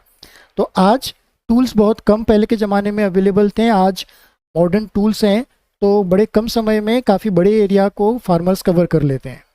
You may find that these activities are similar to those carried out by a gardener or even by you when you grow ornamental plants in your house. ये देखिए, ये जो प्रैक्टिसेस है ये ठीक उसी तरह से है जिस तरह से एक माली, गार्डनर या आपके घर में कोई सजावटी पौधा, कोई सा भी हो सकता है, चाहे वो फूल का हो, मनी प्लांट हो या किसी भी तरह का है, जब आप अपने एक गमले में ग्रो करते हैं तो आप क्या करते हैं? बेसिक प्रैक्टिसेस क्या है आपकी? मान के चलिए कि आपने आपके घर में एक आपको गमले में प्लांट लगाना है, तो आप क्या करोगे? नर्सरी में जाओगे, वहाँ से एक पौधा खरीद के लाओगे, या तो आप कहीं और से वो पौधा लेकर आओगे, या तो आप उसकी डंडी लाओगे, तो आप उसको कलम करोगे, ठीक है। फिर आप क्या करोगे? आपके पास में क्या क्या चाहिए? मिट्टी चाहिए, गमला चाहिए, ठीक है, अच्छा वाला। जो पौधा बड़ा, कितना बड़ा होता है, आगे जाके क्या होता है, उसके हिसाब से आपको गमले को चूज़ करना होता है। गमले भी अलग अलग तरह के आते हैं, ठीक है। तो गमला कितना बड़ा होगा वो आप आगे उसके फ्यूचर में कितना ग्रो करेगा उसके ऊपर अभी से डिपेंड करेंगे। या आप चाहें तो इनिशियल लेवल पे आप उसको अभी से आप एक पॉलीथीन थैली में लगा सकते हो, फिर बाद में आप उसको ट्रांसप्लांट कर लोगे, जिस तरह से नर्सरी वाले करते हैं। फिर आप उसको लाओगे, आप उसको गमले में मिट्टी डालेंगे, फिर आप उसको रखेंगे, फिर आप उसमें खाद डालोगे, फिर आप उसमें बीच बीच में पानी डालोगे, फिर उसको आप सनलाइट में रखोगे, फिर आप उसकी हमेशा देख रेख करोगे। कभी आपको लगा कि उसमें कुछ दिक्कतें आ रही हैं तो आप थोड़ी दवाई या कुछ आप घर पे मेडिसिन वगैरह उसको आप दे सकते हो, आप, जिससे कि आपका वो पौधा हेल्दी रहे। तो यही सारी एक्टिविटीज़ एक किसान भी अपने खेत में करता है, ठीक है। दीज एक्टिविटीज और task are referred to agricultural practices which listed below. ये जो भी हम एक्टिविटी करते हैं या किसान करता है, उनको नीचे एक लिस्ट दी गई है जो कि 7 तरह के यहाँ पे बेसिक प्रैक्टिस दी गई है। उसमें उसका नाम, उन प्रैक्टिसेस का नाम यहाँ पर आप उनको दिया गया है। क्या है फर्स्ट वाला? देखिए, फर्स्ट वाला क्या है? प्रिपरेशन ऑफ सॉइल, कि सॉइल जो होती है, मिट्टी होती है, मिट्टी को तैयार करना। जो खेत होता है उसमें बुआई करने के पहले मिट्टी को तैयार किया जाता है। वो कैसे तैयार किया जाता है वो आगे अपन इस चैप्टर में समझेंगे। मिट्टी को तैयार करने के बाद, एक बार मिट्टी हमारी पूरी, जो खेत है वो पूरा एक तरह से हो गया तैयार, तब हम बाद में क्या करते हैं कि सोविंग यानी बुआई करते हैं, कि जो भी फसल हमें वहाँ पर उगानी है, उस फसल की, उस प्लांट के जो बीज होते हैं, हमें निश्चित दूरी पर एक लाइंस बना के, ठीक है, क्यारियां बना के उनको उसमें एक निश्चित डिस्टेंस में, ठीक है, प्रॉपर डिस्टेंस पे उनको हमें बोना होता है। थर्ड वाली प्रैक्टिस आती है adding manure and fertilisers. Manure क्या होता है? खाद होता है। खाद आप उसको देना होता है। खाद क्यों देते हैं ये आपने पढ़ा है लास्ट ईयर के चैप्टर्स में। फर्टिलाइजर्स यानी कीटनाशक जो होती हैं, दवाइयाँ होती हैं, छिड़काव होते हैं, ये क्यों देते हैं? क्योंकि काफ़ी सारे प्लांट जो होते हैं वो खुले में होते हैं। एक पौधे को यदि बीमारी पड़ जाए तो वो सभी में ना फैले। कुछ कीड़े मकोड़े भी उनके ऊपर अपना घर बना लेते हैं तो उनको वो खाने लगते हैं, तो इससे प्लांट्स मर जाते हैं, या जो फल आने वाले होते हैं उनको वो उगने के पहले या बड़े होने के पहले ही खा जाते हैं, तो इससे फसल खराब हो जाती है। तो उनको हमें बचाने के लिए फर्टिलाइजर्स का यूज़ करना होता है, और उनको हेल्दी रखने के लिए मैन्यूर्स का हमें यहाँ पे यूज़ करना होता है। उसके बाद में आता है कि जब आप प्लांट्स लगाते हो तो आपको वहाँ पे प्रॉपर पानी भी उनको समय समय पे देना होता है, तो इसको बोलते हैं इरिगेशंस। तो खेतों में इरिगेशंस के अलग अलग सोर्स होते हैं, वो क्या होते हैं हम आगे चैप्टर्स में देखेंगे। यहाँ पर फिफ्थ वाला जो है प्रोटेक्टिंग फ्रॉम वीड्स। वीड्स का मतलब क्या होता है? वीड्स जो वो प्लांट्स होते हैं जो खेतों में मेन जो क्रॉप होता है उसके अलावा दूसरे जो अनवांटेड प्लांट्स होते हैं वो उग जाना। अब ये क्यों उगते हैं और इनको क्यों निकालना ज़रूरी है, आगे जाके हम इस प्लांट्स में देखेंगे। इनको भी यहाँ पे क्या करते हैं फार्मर्स लोग, जब भी ये वीड्स दूसरे पौधे यदि कुछ उग रहे हो तो उनको तुरंत निकाल के फेंक देते हैं। हिंदी में इसको बोलते हैं गाजर घास। ठीक है। उसके बाद में आता है हार्वेस्टिंग। हार्वेस्टिंग का मतलब होता है कटाई। ठीक है, कटाई कर लेना कि जो भी प्लांट्स अब हमारे रेडी हो चुके हैं, अब हमें ये ग्रो पूरी तरह से कर चुके हैं, अब इनको इसको काटना है, तो इसकी कटाई करना है, तो उसको फिर हमें हार्वेस्टिंग भी करना होता है। हार्वेस्टिंग करने के बाद जो कटा हुआ पूरा का पूरा जो फसल है, पूरी की जो पूरी फसल वो एक जगह पे इकट्ठा हुई है, तो हमें उसको प्रॉपर तरीके में स्टोर भी करना है। यदि उसको स्टोर नहीं करेंगे तो वो ख़राब हो जाएगी, क्योंकि मौसम फिर क्या होता है, बारिश आने वाली होती है या बारिश आ जाती है या ठंड आ जाती है या खुले में पड़ता है, तो जीव जंतु कीड़े पक्षी हैं ये सब इनको क्या करते हैं, खाने शुरू कर जाते हैं। तो यहाँ पर आपको ये भी देखना होता है कि जो फसल आपने काटी है उसको आप प्रॉपर तरीके से स्टोर करें। तो यहाँ पर ये जो 6 और 7 तरीके की जो प्रैक्टिसेस हैं, preparation of soil, sowing, adding manure and fertiliser, irrigations, protecting from weeds, harvesting and storage, ये 7 तरह की प्रैक्टिसेस को जो फार्मर्स होते हैं वो फॉलो करते हैं हर फसल के लिए, और ये बेसिक और कॉमन प्रैक्टिसेस है। इनके ही जरिए हमें आगे कंप्लीट पूरी तरह से प्रोडक्शन और मैनेजमेंट इसी को बोला जाता है।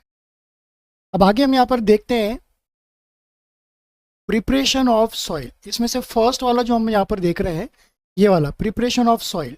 अब हम इसमें ये जो 7 प्रैक्टिसेस है इनको डिटेल में अब यहाँ पर हम पढ़ने वाले। Preparation of soils. The preparation of soil is the first step before growing a crop. One of the most important tasks in agriculture is to turn the soil and loosen it. This allows the roots to penetrate deep into the soil. The loose soil allows the roots to breathe easily even when they go deep into the soil. Why does the loosening of soil allow the roots to breathe easily? अब preparation of soil में जो सबसे पहला काम जो होता है वो ये होता है कि हमें जो खेत की मिट्टी है उस मिट्टी को क्या करना है, लूज करना है। और ये लूज कैसे हो सकता है? With the help of plough. ठीक है, प्लाव यानी क्या होता है, हल। आपने देखा होगा कि खेत में प्लाव चलाते हैं, या फॉर एग्जांपल यहाँ पर हम आगे देखते हैं, ये जो आप देख रहे हैं ये प्लाव है। ठीक है, अब यहाँ पे ये जो आप देख रहे हैं ये हिस्सा ये ज़मीन के अंदर जाता है। यहाँ पे ये 2 एनिमल्स हैं जो कि बैल होते हैं, बैल या होते हैं अपने। ठीक है, 2 एनिमल्स खींच रहे होते हैं, और ये जो हिस्सा होता है ये मेटल का बना होता है, नीचे वाला जो ज़मीन में जाता है, और उस मिट्टी को नीचे से लेकर अंदर ही अंदर से उसको 2 अलग अलग भागों में बांटता है, जिससे क्या होता है कि मिट्टी में एक लाइन बन जाती है और नीचे की मिट्टी धीरे धीरे आइट साइड में ऊपर आने लग जाती है। इसमें ये एक ही पार्ट होता है, लेकिन आजकल इस तरह के ये पार्ट आ चुके हैं जो कि ट्रैक्टर से लगे होते हैं।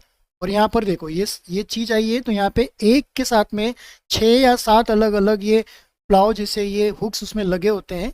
ठीक है, हॉय लगी हुई होती है, तो ये जो होती है इस वजह से एक बार में काफ़ी सारा मिट्टी जो होता है नीचे से ऊपर और ऊपर से नीचे हो जाता है। अदरवाइज ये जो मैनुअली होता है इससे एक बार में एक ही लाइन इसमें बनती है।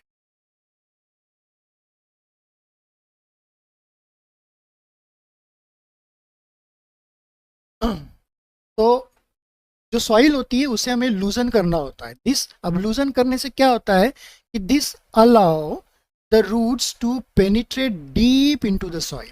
इसकी वजह से क्या होता है कि जो पौधा हम या जो बीज हम उगाने वाले हैं, क्रॉप प्रोडक्शन करने वाले हैं, उससे जो जड़ें निकलेगी, जो रूट्स निकलेगी, वो ज़मीन में बहुत गहराई तक जा सकती है, जिसकी वजह से उस पौधे का जो होल्डिंग कैपेसिटी है वो बढ़ेगी, पानी का इनटेक वो नीचे से ज़्यादा ले सकता है, और तो और उसको ब्रीथिंग के लिए भी जगह ज़्यादा मिल सकती है।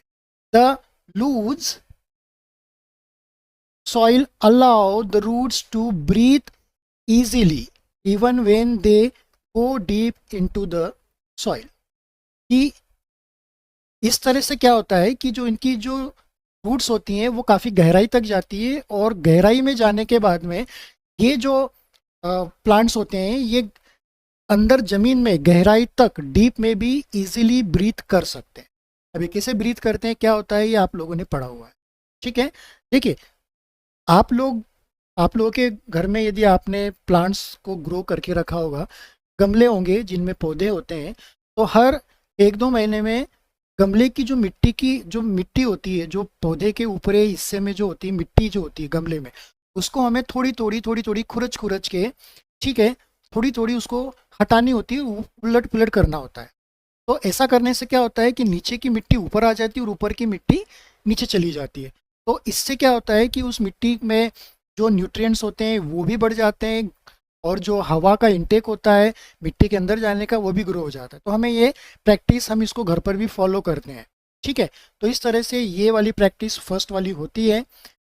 अब यहाँ पे क्वेश्चन पूछा गया है कि why does the loosening of soil allow the roots to breathe easily. कि लूजनिंग करने से जो प्लांट्स होते हैं उनकी जो रूट्स होती है वो इजीली यानी आसानी से क्यों ब्रीथ कर पाती है। अब हम इसका आंसर फाइंड आउट करने की आगे कोशिश करेंगे। चलिए आगे देख लेते हैं, इसमें यहाँ पे क्या लिखा है। The loosen soil help the growth of earthworm and microbes present in the soil. These organisms are friends of the farmers since they further loosen the soil and add humus to it. But why the soil need to be turned and loosened? अब यहाँ पे तो शुरुआत में जो question हमें दिया गया था कि वो इजीली क्यों होता है, उसका आंसर देने की कोशिश की गई है। क्या इसका आंसर है यहाँ पर कि जो लूजन सॉइल्स होती है वो हेल्प करती है किसके लिए, growth of earthworms and microbes present in the soil. देखिए ये जो मिट्टी होती है ये सिर्फ पौधों को ही ग्रो करने में हेल्प नहीं करती, लेकिन मिट्टी में जो दूसरे माइक्रो ऑर्गेनिजम्स या दूसरे जो कीट वगैरह होते हैं या जो क्रिएचर्स होते हैं जैसे अर्थवर्म, जिसको हम केचुआ बोल सकते हैं, उनको भी ग्रो करने में मदद करती हैं, और माइक्रोब्स यानी बैक्टीरियाज अलग अलग तरह के छोटे होते हैं उनको भी ग्रो करवाती है। ठीक है, ग्रो होने में हेल्प होती है।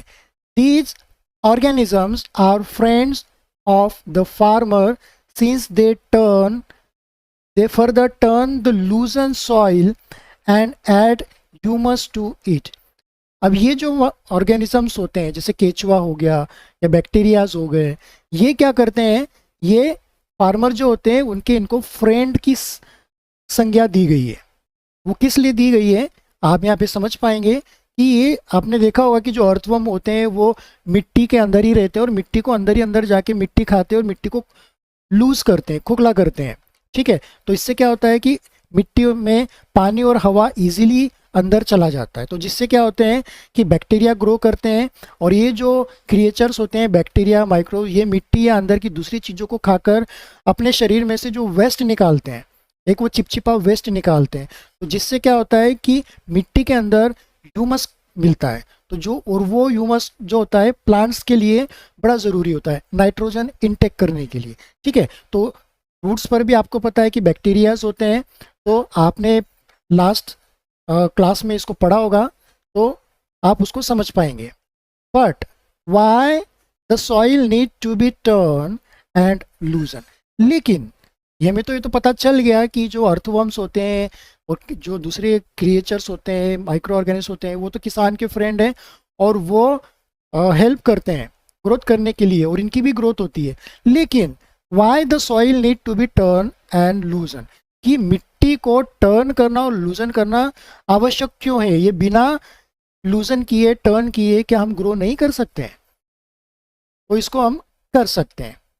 किस तरह से कर सकते हैं? तो हम इसको कर तो सकते हैं, लेकिन उसका उतना रिजल्ट हमारे प्रोडक्शन पे नहीं पड़ेगा।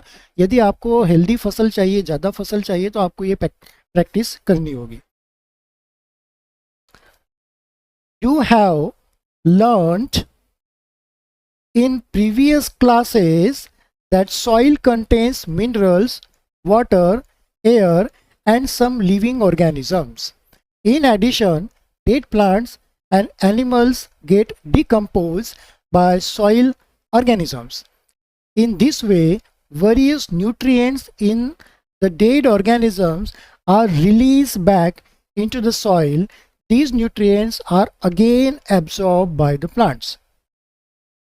अब यहाँ पे बताया गया है कि मिट्टी में जो होते हैं, ठीक है, और भी दूसरी चीज़ें होती, क्या क्या होती है? मिनरल्स होते हैं, पानी की मात्रा होती है, हवा भी होती है उसमें, एंड सम लिविंग ऑर्गेनिजम्स, और कुछ जीवित ऑर्गेनिजम्स होते हैं जैसे बैक्टीरिया और तुम अभी हमने ऊपर देखे।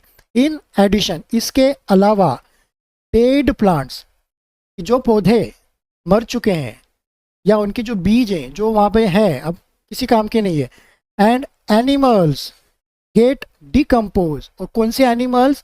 जो बैक्टीरिया है वो भी मर सकते हैं, वो भी मरते हैं, कि अर्थवर्म है वो भी मरते हैं। तो वो मरते तो क्या कहाँ होते हैं? ज़मीन में ही होते हैं। तो ये जो मरे हुए एनिमल्स होते हैं, ये उस मिट्टी में वहीं पे डिकम्पोज हो जाते हैं, यानी वहीं पे दफन हो जाते हैं, वो पूरी तरह से नष्ट हो जाते हैं। नष्ट होने के बाद उनके शरीर में जो न्यूट्रिएंट्स होते हैं, अलग अलग प्रकार की जो चीज़ें होती हैं जो ज़रूरी होती है उनके शरीर के लिए, तो वो मरने के बाद क्या होता है कि वो मिट्टी में रिलीज़ हो जाते हैं। तो वो रिलीज़ होने के बाद में क्या होते हैं कि वो पानी में मिल के या दूसरे ऑर्गेनिजम्स उसको खाकर वो भी मर के अपने अंदर से एक ह्यूमस, चिपचिपा पदार्थ निकाल कर वो न्यूट्रिएंट्स कहाँ आ जाते हैं? उसमें आ जाते हैं, और वो अल्टीमेटली रूट्स के जरिए, पानी के जरिए रूट्स क्या करता है कि अपने अंदर उसको ले लेता है। तो वो न्यूट्रिएंट्स किसे मिल जाते हैं? प्लांट्स को मिल जाते हैं। तो प्लांट्स फिर ऐसे में क्या होता है कि ग्रो हो जाता है, हेल्दी ग्रो होता है, ठीक है। In this way various nutrients in the dead organisms are released back into the soil. These nutrients are again absorbed by plants. इन्हें फिर से plants absorb कर लेता है। अब यहाँ पे आपसे ये दो क्वेश्चंस हैं, ये दो क्वेश्चंस के आंसर्स आपको यहाँ पे दिए गए हैं कि why the soil need to be turned and loosened। तो आपको ये इसका जो आंसर है ये यहाँ पर देना है, why soil loosening of soil allow the roots to breathe easily। इसका भी आंसर आपको यहाँ पर ये वाले इसमें दिया है, ठीक है। इन दो में आपको दिया है आंसर, तो आप यहाँ से इसका आंसर को दे सकते हैं, ठीक है। चलिए आगे हम इसको रीड कर लेते हैं। Since only a few centimeters of top layer of soil support plant growth, turning and loosening of soil brings the nutrient rich soil to the top so that plants can use the nutrients. Thus, turning and loosening of soil is very important for cultivation of crops. अब यहाँ पर क्या बताया जा रहा है कि since only a few centimeter of the top layer of soil supports plant growth. Soil का चैप्टर आपने लास्ट ईयर में या इसके पहले वाली क्लासेस में आपने पढ़ा होगा, द लेयर ऑफ सॉइल्स, ठीक है। इसमें आपने सबसे ऊपर वाला जो हिस्सा होता है सॉइल का, ये आपने यहाँ पे देखो, ये तो पत्थर होते हैं, ये कुछ पेबल्स होते हैं, ठीक है। टॉप लेयर जो होती है ये हल्की सी ऐसी ये डस्ट होता है, ठीक है ये, और इसके नीचे वाली जो मिट्टी होती है कुछ सेंटीमीटर तक की, ये जो होती है ये थोड़ी बहुत नमी इसमें होती है। तो इस मिट्टी को हम ऊपर ले आते हैं, ठीक है, इस मिट्टी को हम ऊपर ले आते हैं। तो जिसकी वजह से क्या होता है कि जो न्यूट्रिएंट्स और जो अदर चीज़ें होती है प्लांट्स को वो आसानी से मिलने लगे। तो ये कैसी, ये टॉप सॉइल कैसी होती है ऊपर वाली, क्योंकि ये डस्ट वाली होती है, तो इसके अंदर क्या होता है, न्यूट्रिएंट रिच सॉइल। तो इसके अंदर न्यूट्रिएंट्स बहुत सारे ज़्यादा मात्रा में पाया जाता है। ठीक है, तो top most nutrient rich soil ये होती है, तो जिसकी वजह से ये प्लांट्स जो होते हैं वो ग्रो कर पाते हैं। Thus turning and loosening of soil is very important for cultivation of crops. तो ये जो मिट्टी का जो ये सबसे ऊपर वाला टॉप लेयर है और उसके नीचे तक का कुछ जो देख का हिस्सा जो है, ये टॉप न्यूट्रिएंट्स में इसमें होते हैं, इसलिए इसको बार बार हर फसल की बुआई के पहले इसको हमें लूजनिंग करना होता है, यानी नीचे की मिट्टी को ऊपर और ऊपर की मिट्टी को नीचे लाना ज़रूरी होता है। The process of loosening and turning of soil is called tilling और प्लोइंग। अब ये डेफिनेशन यहाँ पे दी गई है कि टिलिंग और प्लोइंग क्या होता है। तो जो मिट्टी होती है, टॉप लेयर जो होता है और उसके कुछ सेंटीमीटर तक नीचे की जो मिट्टी होती है उसको लूज करना और लूज करके टर्निंग करके यानी ऊपर ले आना, टर्न कर देना, ये जो पूरी प्रोसेस होती है इसको बोलते हैं क्या, टिलिंग या प्लोइंग। ठीक है, प्लोइंग क्या है कि हम ये प्लोइंग कर रहे हैं यानी हमने हल से किया है तो प्लोइंग हो गई। टिलिंग यानी क्या कि ट्रैक्टर से हमने जब उसको किया तो उसको टिलिंग बोलेंगे। ठीक है, तो ये आपके लिए एक इम्पॉर्टेंट चीज़ हो गई है, इसको आप समझ लीजिएगा कि जो मिट्टी होती है उसको लूजनिंग करना और टर्निंग करके उसको ले आना, उसको टिलिंग और प्लोइंग बोलते हैं।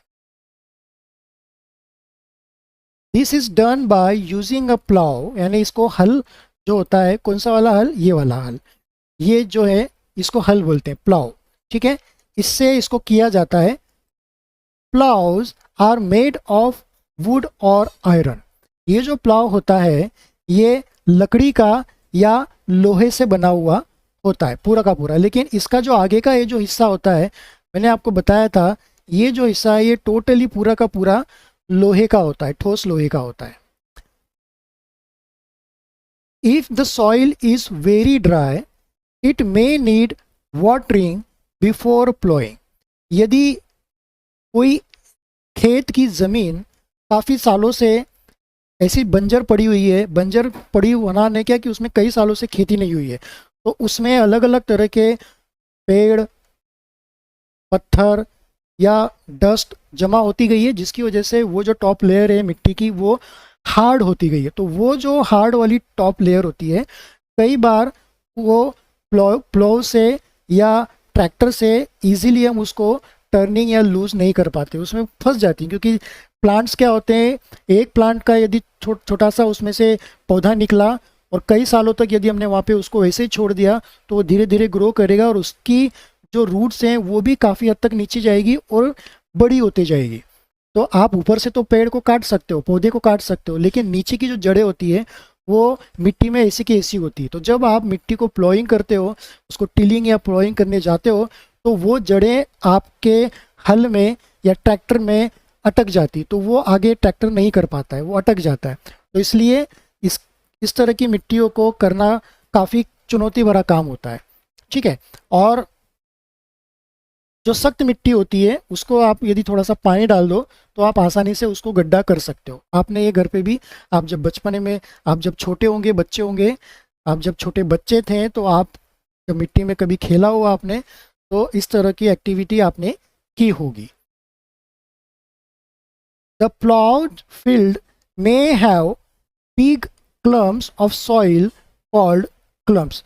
जब मिट्टी पूरी तरह से, हम खेत की मिट्टी को पूरी तरह से नीचे से ऊपर कर लेते हैं तो मिट्टी के बहुत बड़े बड़े गोले, जिसको बोलते हैं डल्ले, ठीक है, बहुत बड़े बड़े, जिसके 2-3 किलो के, आधा किलो के, ऐसे भारी भारी रहते हैं।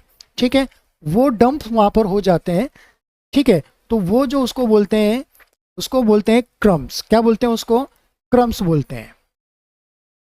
ये यहाँ पे दिया क्रम्स। तो यहाँ पे आपका एक क्वेश्चन बन गया कि व्हाट आर दी क्रम्स। तो क्रम्स का आप बोलोगे, क्या बोलोगे यहाँ पे क्रम्स के बारे में कि द प्लाउड फील्ड की the clumps of soil are called the clumps.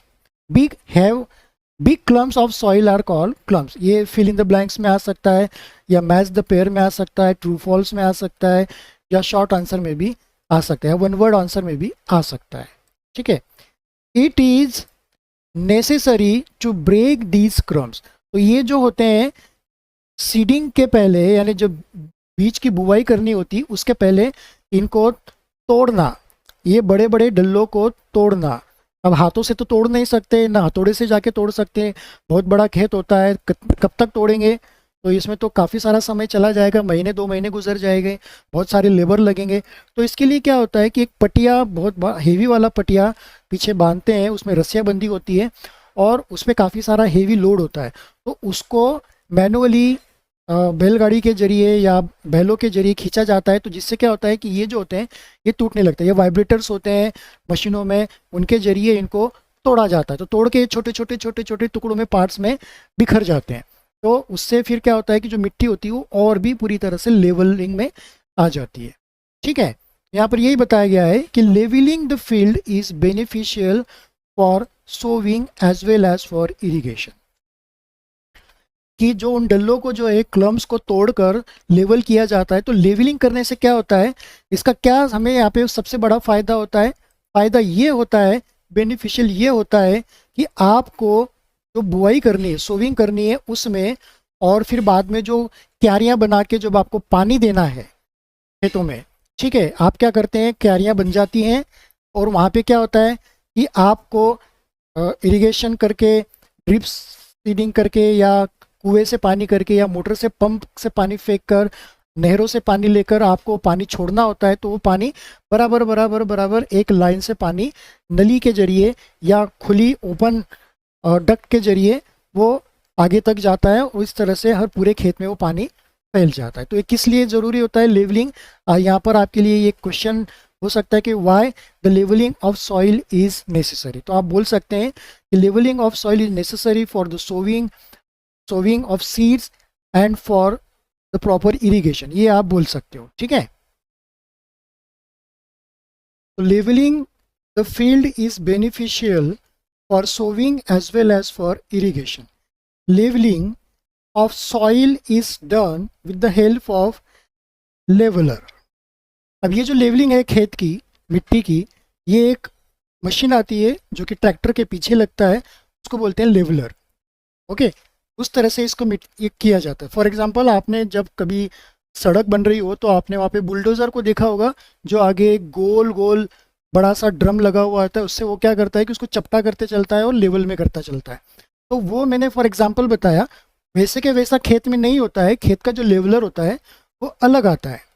ठीक है, चलिए तो नेक्स्ट वाला देख लेते हैं। Some time manure is added to the soil before tilling. अब मैन्योर जो होते हैं, मैन्योर यानी क्या होते हैं कि इसमें जो खाद वगैरह होती है वो टिलिंग करने के पहले डाली जाती है। तो इससे क्या होता है कि हमें पता है कि टिलिंग में क्या होता है कि नीचे की मिट्टी ऊपर और ऊपर की मिट्टी नीचे जाती है और उसके बाद में क्रम्स बनते हैं उसके। तो वो क्रम्स जो होते हैं उनको तोड़ा जाता है। तो ऐसे में यदि हम इसके बीच में इसको शुरू करने के पहले, लेवलिंग के पहले या प्लाविंग के पहले यदि हम उसको डालें, मैन्योर ऊपर कर दें, तो इससे क्या होगा कि ऊपर के लेयर में, टॉप लेयर पे जो मैन्योर, जो हमारा खाद पड़ा हुआ है, वो पलट के मिट्टी के साथ में नीचे चला जाएगा। तो ज़मीन के अंदर चला जाएगा। तो अंदर ही अंदर क्या होगा कि उसके बाद में उसके जो न्यूट्रिएंट्स हैं वो रिलीज़ होना शुरू हो जाएंगे। ठीक है, तो ये एक बेनिफिट्स हो सकता है। तो ये प्रैक्टिस किसान करते हैं या कोई नहीं भी करता है। Mixing of manure with the soil is moisture before sowing. अब यहाँ पे बताया गया है कि मॉइस्चर का मतलब होता है कि जो मिट्टी होती है उसको गीला किया जाता है। कहा किसके पहले? बुआई के पहले। तो कुछ फार्मर्स ये करते हैं, कुछ नहीं करते हैं, सब डिपेंड करता है। क्योंकि मैंने आपको कहा कि इंडिया हमारा काफ़ी बड़ा कंट्री है, इसका मौसम जो होता है सब दूर अलग अलग होता है। तो पानी सब दूर एक जैसा हो और एक जैसा हो ये ज़रूरी नहीं है। तो कई किसान क्या करते हैं, जब बारिश की जो खेती वो होती है, शुरू करने वाले होते हैं, तो एक बारिश गिरने के बाद, बारिश गिरने से क्या होता है कि खेत की जो मिट्टी होती है वो नमी वाली हो जाती है, मॉइस्चर हो जाती है। तो उसको ऐसे में टिलिंग करना आसान होता है। तो जब एक बार पानी गिर जाता है तो उसके बाद में वो खेती में अपना काम करना चालू कर देते हैं। चलिए नेक्स्ट वाला देख लेते हैं हम यहाँ पर, agricultural implements. Before sowing the seeds it's necessary to break soil clumps to get better yield. हमने अभी देखा था कि सॉइल के जो क्लम्स होते हैं उनको ब्रेक करना ज़रूरी, तो वो क्यों किया जाता है? To get a better yield. Yield का मतलब होता है कि उपज, कि हमें बेटर, अच्छी से अच्छी और ज़्यादा से ज़्यादा उपज, जो पौधे हम उगाने जा रहे हैं उनकी फसल हमें ज़्यादा से ज़्यादा उसका उत्पादन मिले, इसलिए हमें इनको जो क्लम्स होते हैं उनको ब्रेक करना ज़रूरी होता है। तो ये आपका एक क्वेश्चन बन सकता है, ठीक है, रीजन गिव रीजंस में। तो ये आपको आ सकता है, why it is necessary to break the soil clumps. तो आप यहाँ पे लिख सकते हैं कि to get better yield. This is done with the help of various tools. The main tool used for this purpose are the plow, hoe and cultivator. अब ये जो है क्लम्स को तोड़ना, टिलिंग करना, ये अलग अलग टूल से, औजारों से खेतों में किया जाता है। एक तो आपने ये हल देखा ही है यहाँ पर, ठीक है, फिगर 1.1 में, इससे हो गया आपका, ठीक है। फिर आपने ये देख रहे हैं आप, ये होए, ये आता है, ये वाली जो 1.1 में बी वाली जो फिगर है इसको होए बोलते हैं। देन फिर यहाँ पर आता है कल्टीवेटर, जो ट्रैक्टर के साथ में यहाँ पे लगा होता है। 1.1 सी में जो फिगर दी है इसे बोलते हैं कल्टीवेटर, जो कि ट्रैक्टर के पीछे में लगा होता है, ठीक है। तो इससे हमें ये हम करते हैं। अब यहाँ पर आ जाते हैं नेक्स्ट वाले इसमें, प्लाव। अब हमें यहाँ पे प्लाव के बारे में कुछ इन्फॉर्मेशन दी गई कि what is a plough, plough क्या होता है। देखिए, प्लाव एक क्या है, एक टूल है जिससे हम मिट्टी की टॉप सॉइल को लूजन करते हैं, ठीक है, यानी हल चलाते हैं। ओके, तो चलिए इसमें अब क्या लिखा है देख लेते हैं। This is being used since ancient time for tilling the soil, adding fertilisers to the crop, removing the weeds and turning the soil. This is made up of wood and is drawn by a pair of bulls or other animals, horses और camels। अब ये जो tool है plough, plough जो tools है ये काफ़ी प्राचीन समय से, यानी काफ़ी पुराने समय से खेती में इसका यूज़ किया जा रहा है, ठीक है। एडिंग फर्टिलाइजर, तो ये किस लिए यूज़ किया जा रहा है? टिलिंग के लिए यूज़ किया जा रहा है। टिलिंग के साथ साथ में इसमें फर्टिलाइजर्स को ऐड करने के लिए, यानी दवाइयों को ऐड करने के लिए, to the crops, removing the weeds, जो फसलों में अनावश्यक दूसरे पौधे उग जाते हैं उनको हटाने के लिए, उनको निकालने के लिए, एंड टर्निंग द सॉइल, और मिट्टी को पलटने के लिए, ठीक है। अब ये जो हल होता है, इस हल में अब यहाँ पे यदि आप देख पाएंगे, ये जो पार्ट है पूरा, ये तो मिट्टी को यहाँ पे अंदर खोदते चलता है, और ये जो पीछे का हिस्सा है उसको पलटते चलता है। अब ये तो हो गया, एक हल हो गया है, लेकिन इसी तरह का एक और एक टूल आता है, जो यहाँ पे एक छेद होता है, एक नली लगी होती है, तो यहाँ से हम सीड्स को इसमें से एक एक करके डालते हैं, तो ये भी आगे इसी गाय, ये बैलों के जरिए इसको खींचा जाता है, ठीक है।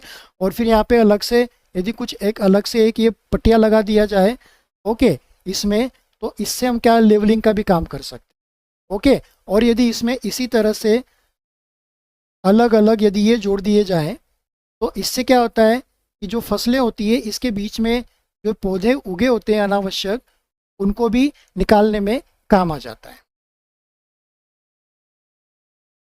तो ये क्या होता है कि this is made of would, ये लकड़ी का बना होता है, and is drawn by a pair of bulls, और इसमें इसको खींचने के लिए, ड्रॉन यानी इसको खींचने के लिए बैल, पेयर ऑफ बैल यानी दो बैलों की आवश्यकता पड़ती है, या दूसरे एनिमल जो उस रीजन में अवेलेबल हो, ठीक है।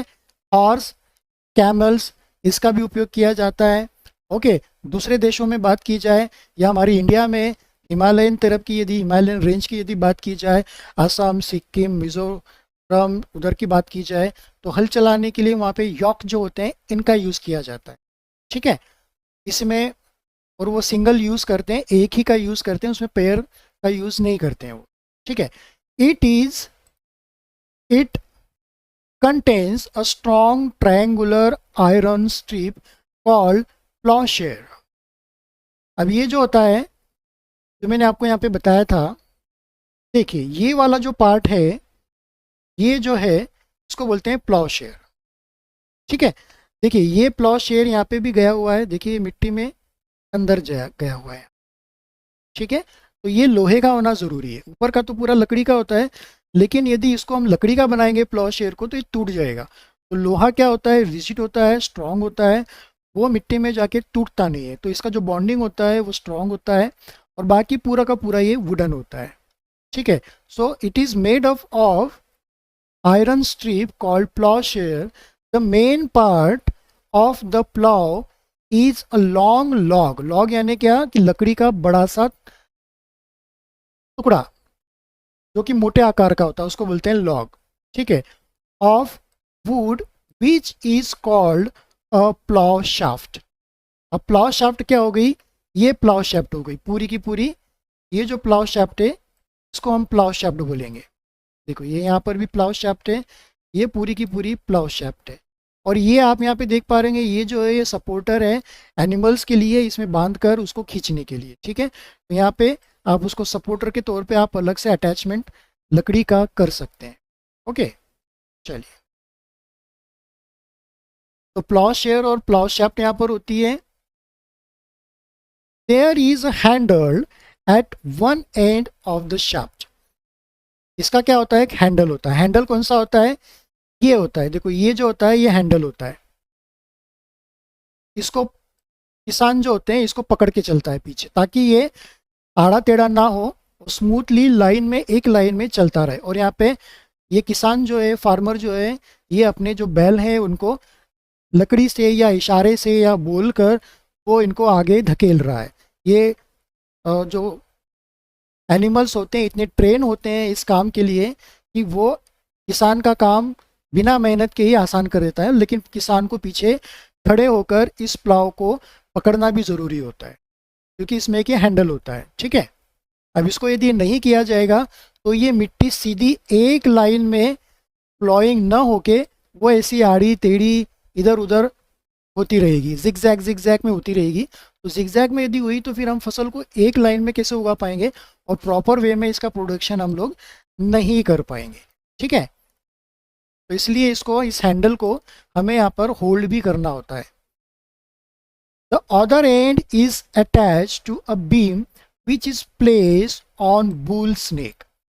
अब अदर एंड जो होता है, यानी ये वाला जो एंड होता है, ये एक बीम से अटैच होता है यहाँ पर अलग से, जिसमें एनिमल को यहाँ पे अटैच किया जाता है। ठीक है, शोल्डर पर, which is placed on the bull snake. One pair of bull and a man can easily operate the plow. One pair यानी दो बैल या दो कोई से भी एनिमल्स, ठीक है, जो स्ट्रांग हो। ओके, छोटे मोटे एनिमल्स नहीं। जैसे आप बोलोगे कि सर डोंकी से करवाएं क्या, तो डोंकी इतना मेहनत यहाँ पे कर ही नहीं सकता, क्योंकि वो छोटा एनिमल्स है। यहाँ पे बड़े एनिमल्स की ज़रूरत होती है, बहुत ज़्यादा बड़े एनिमल्स की भी आवश्यकता हम यहाँ पे नहीं ले सकते, क्योंकि हमें कंट्रोल लिमिट में इसका प्लॉइंग करनी है। ठीक है, चलिए, तो यहाँ पे इजीली ऑपरेट कर सकता है एक किसान और दो बैल। फिगर 1.1a में आप यहाँ पर देख पा रहे होंगे। The indigenous wooden plough is increasingly being replaced by iron ploughs nowadays.